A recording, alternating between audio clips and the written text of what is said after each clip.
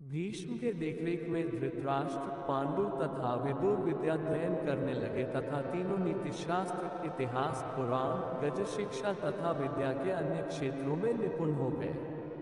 पांडु श्रेष्ठ धनुर्धर थे, धृतराष्ट्र सर्वाधिक बलवान और विदुर श्रेष्ठ धर्मपरायण एवं नीतिपरायण।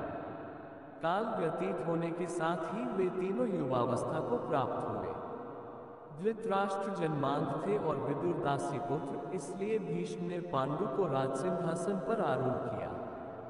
भीष्म को ज्ञात हुआ कि गांधार राज सुबल की पुत्री गांधारी अत्यंत सुंदर लक्षणों तथा गुणों वाली है। साथ ही उसने भगवान शंकर की आराधना करके 100 पुत्रों का वरदान भी प्राप्त कर लिया है। अतः गांधारी को धृतराष्ट्र के लिए उपयुक्त पत्नी मानकर भीष्म ने गांधार राज के पास विवाह का संदेश भेजा। गांधार राज सुबल ने कुल प्रसिद्धि तथा सदाचार का विचार करते हुए धृतराष्ट्र की जन्मांधता को अनदेखा कर उस संबंध को स्वीकार कर लिया। गांधारी को ये ज्ञात होने पर कि उसका भावी पति दृष्टिहीन है, उसने अपनी आंखों पर पट्टी बांध दी और स्वयं भी दृष्टिहीन बन गई। विवाह होने के पश्चात गांधारी के भाई शकुनी ने गांधारी को उसके पति धृतराष्ट्र के पास पहुंचा दिया। यदुवंशी राजा शूरसेन की पृथा नामक अत्यंत सुंदरी कन्या थी, जिसे उन्होंने अपनी बुआ के संताहीन पुत्र कुंतीभोज को गोद दे दिया था। पृथा अथवा कुंती के विवाह योग्य होने पर कुंतीभोज ने उसका स्वयंवर रचाया, जिसने कुंती ने वीरवर पांडु को वरमाला पहना दी। इस प्रकार से पांडु और कुंती का विवाह हो गया।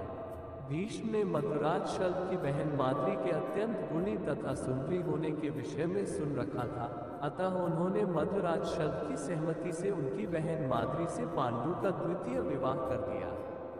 राजा देवक के यहाँ एक अनुपम सुंदरी दासी पुत्री थी, जिसके साथ भीष्म ने विदुर का विवाह कर दिया। शांतनु के सत्यवती से विवाह के पश्चात सत्यवती के 2 पुत्र हुए, चित्रांगद और विचित्रवीर्य। चित्रांगद और विचित्रवीर्य की बाल्यावस्था में ही शांतनु का स्वर्गवास हो गया, इसलिए उनका पालन पोषण भीष्म ने ही किया। चित्रांगद के बड़े युवावस्था प्राप्त करने पर भीष्म ने उन्हें राजगद्दी पर बिठा दिया, किंतु कुछ ही काल में गंधर्वों से युद्ध करते हुए चित्रांगद मृत्यु को प्राप्त हुआ। तब भीष्म ने उनके अनुज विचित्रवीर्य को राज्य सिंहासन सौंपा। विचित्रवीर्य को राज्य सौंपने के पश्चात भीष्म को उसके विवाह की चिंता हुई। उन्हीं दिनों काशीराज की 3 कन्याओं अंबा, अंबिका और अंबालिका का स्वयंवर का आयोजन हुआ। भीष्म ने स्वयंवर में जाकर अकेले ही वहां आए समस्त राजाओं को परास्त कर दिया और अंबा, अंबिका और अंबालिका का हरण कर हस्तिनापुर ले आए। अंबा ने भीष्म को बताया कि वह अपना तन-मन राजा शाल को अर्पित कर चुकी है। इस बात को सुनकर भीष्म ने उसे राजा शाल के पास भिजवा दिया और अंबिका और अंबालिका का विवाह विचित्रवीर्य के साथ करवा दिया। राजा शाल ने अंबा को ग्रहण नहीं किया, अतः वह हस्तिनापुर लौटकर आ गई और भीष्म से बोली, हे आर्य, आप मुझे हर कर लाए हैं, अतएव आप मुझसे विवाह करें। किंतु भीष्म ने अपनी प्रतिज्ञा के कारण उसके अनुरोध को स्वीकार नहीं किया। अंबा रुष्ट होकर परशुराम के पास गई और उनसे अपनी व्यथा सुनाकर सहायता मांगी। परशुराम ने अंबा से कहा, हे देवी, आप चिंता न करें, मैं आपका विवाह भीष्म के साथ करवाऊंगा। परशुराम ने भीष्म को बुलावा भेजा, किंतु भीष्म उनके पास नहीं गए। इस पर क्रोधित होकर परशुराम भीष्म के पास पहुंचे और दोनों वीरों में भयानक युद्ध छिड़ गया। दोनों ही अभूतपूर्व योद्धा थे, इसलिए हार जीत का फैसला नहीं हो सका। आखिर देवताओं ने हस्तक्षेप करके इस युद्ध को बंद करवा दिया। अंबा निराश होकर वन में तपस्या करने चली गई। विचित्रवीर्य अपनी दोनों रानियों के साथ भोग विलास में रत हो गए, किंतु दोनों ही रानियों से उनकी कोई संतान नहीं हुई और वे क्षय रोग से पीड़ित होकर मृत्यु को प्राप्त हो गए। अब कुल नाश होने के भय से माता सत्यवती ने एक दिन भीष्म से कहा, पुत्र, इस वंश को नष्ट होने से बचाने के लिए मेरी आज्ञा है कि तुम इन दोनों रानियों से पुत्र उत्पन्न करो। माता की बात सुनकर भीष्म ने कहा, माता, मैं अपनी प्रतिज्ञा किसी भी स्थिति में भंग नहीं कर सकता। ये सुनकर माता सत्यवती को अत्यंत दुख हुआ। अचानक उन्हें अपने पुत्र वेदव्यास का स्मरण हो आया।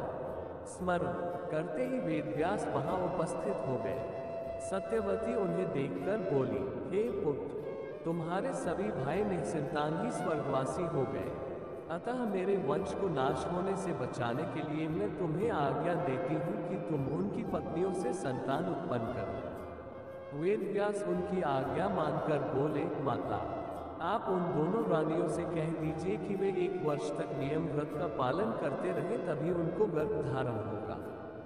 1 वर्ष व्यतीत हो जाने पर वेदव्यास सबसे पहले बड़ी रानी अंबिका के पास गए। अंबिका ने उनके तेज से डरकर अपने नेत्र बंद कर लिए। वेदव्यास लौटकर माता से बोले, माता, अंबिका का बड़ा तेजस्वी पुत्र होगा, किंतु नेत्र बंद करने के दोष के कारण वह अंधा होगा। सत्यवती को ये सुनकर अत्यंत दुख हुआ और उन्होंने वेदव्यास को छोटी रानी अंबालिका के पास भेजा। अंबालिका वेदव्यास को देखकर भय से पीली पड़ गई। उसके कक्ष से लौटने पर वेदव्यास ने सत्यवती से कहा, माता, अंबालिका के गर्भ से पांडु रोग से ग्रसित पुत्र होगा। इससे माता सत्यवती को और भी दुख हुआ और उन्होंने बड़ी रानी अंबालिका को पुनः वेदव्यास के पास जाने का आदेश दिया।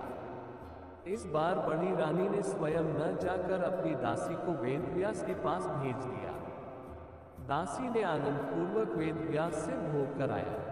इस बार वेदव्यास ने माता सत्यवती के पास आकर कहा, माते, इस दासी के गर्भ से वेद वेदांत में पारंगत अत्यंत नीतिवान पुत्र उत्पन्न होगा। इतना कहकर वेदव्यास तपस्या करने चले गए। समय आने पर अंबिका के गर्भ से जन्मान धृतराष्ट्र, अंबालिका के गर्भ से पांडु रोग से ग्रसित पांडु तथा दासी के गर्भ से धर्मात्मा विदुर का जन्म हुआ। देवर्षि नारद पहले गंधर्व थे। एक बार ब्रह्मा जी की सभा में सभी देवता और गंधर्व भगवान नाम का संकीर्तन करने के लिए आए। नारद जी भी अपनी स्त्रियों के साथ उस सभा में गए। भगवान के संकीर्तन में विनोद करते हुए देखकर ब्रह्मा जी ने इन्हें शाप दे दिया। जन्म लेने के बाद ही इनके पिता की मृत्यु हो गई। इनकी माता दासी का कार्य करके इनका भरण पोषण करने लगी। एक दिन गांव में कुछ महात्मा आए और चातुर्मास्य बिताने के लिए वहीं ठहर गए। नारद जी बचपन से ही अत्यंत सुशील थे। वह खेलकूद छोड़कर उन साधुओं के पास ही बैठे रहते थे और उनकी छोटी से छोटी सेवा भी बड़े मन से करते थे। संत सभा में जब भगवत कथा होती थी तो ये तन्मय होकर सुना करते थे। संत लोग इन्हें अपना बचा हुआ भोजन खाने के लिए दे देते थे। साधु सेवा और सत्संग अमोघ फल प्रदान करने वाला होता है। उसके प्रभाव से नारद जी का हृदय पवित्र हो गया और इनके समस्त पाप धुल गए।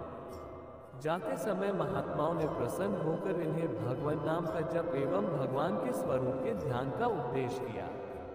एक दिन सांप के काटने से उनकी माता जी भी इस संसार से चल बसी। अब नारद जी इस संसार में अकेले रह गए। उस समय इनकी अवस्था मात्र 5 वर्ष की थी। माता के वियोग को भी भगवान का परम अनुग्रह मानकर ये अनाथों के नाथ दीनानाथ का भजन करने के लिए चल पड़े। एक दिन जब नारद जी वन में बैठकर भगवान के स्वरूप का ध्यान कर रहे थे, अचानक इनके हृदय में भगवान प्रकट हो गए और थोड़ी देर तक अपने दिव्य स्वरूप की झलक दिखाकर अंतर्धान हो गए। भगवान का दोबारा दर्शन करने के लिए नारद जी के मन में परम व्याकुलता पैदा हो गई। वह बार बार अपने मन को समेटकर भगवान के ध्यान का प्रयास करने लगे, किंतु सफल नहीं हुए। उसी समय आकाशवाणी हुई, अब इस जन्म में फिर तुम्हें मेरा दर्शन नहीं होगा। अगले जन्म में तुम मेरे पार्षद रूप में मुझे पुनः प्राप्त करोगे। समय आने पर नारद जी का 5 भौतिक शरीर छूट गया और कल्प के अंत में वह ब्रह्मा जी के मानस पुत्र के रूप में अवतीर्ण हुए। देवर्षि नारद भगवान के भक्तों में सर्वश्रेष्ठ है।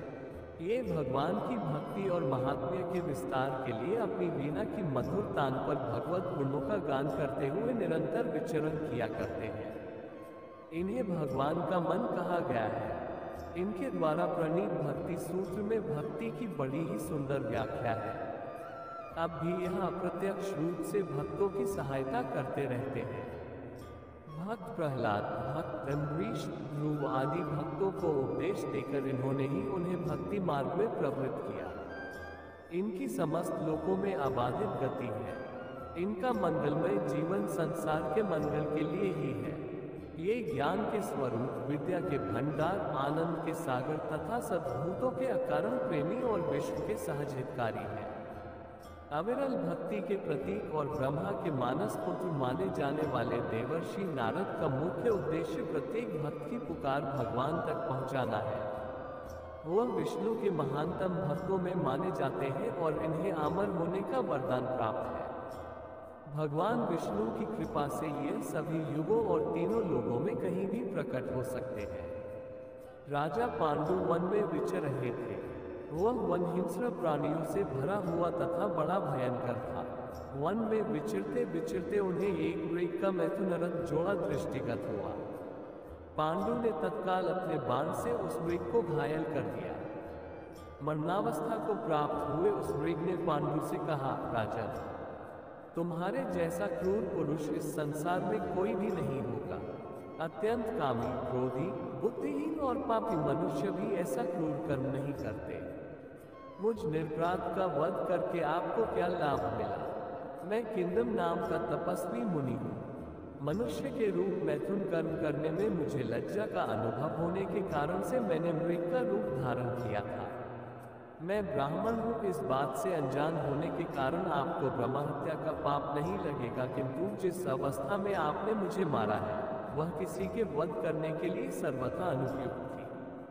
तूने मुझे मैथुन के समय बाण मारा है, अतः मैं तुझे शाप देता हूँ कि जब कभी भी तू मैथुनरथ होगा तेरी मृत्यु हो जाएगी। इतना कहकर किंदम ने अपने प्राण त्याग दिए। इस शाप से पांडु अत्यंत दुखी हुए और अपनी रानियों से बोले, हे देवी, अब मैं अपनी समस्त वासनाओं का त्याग करके इस वन में ही रहूंगा। तुम लोग हस्तिनापुर लौट जाओ।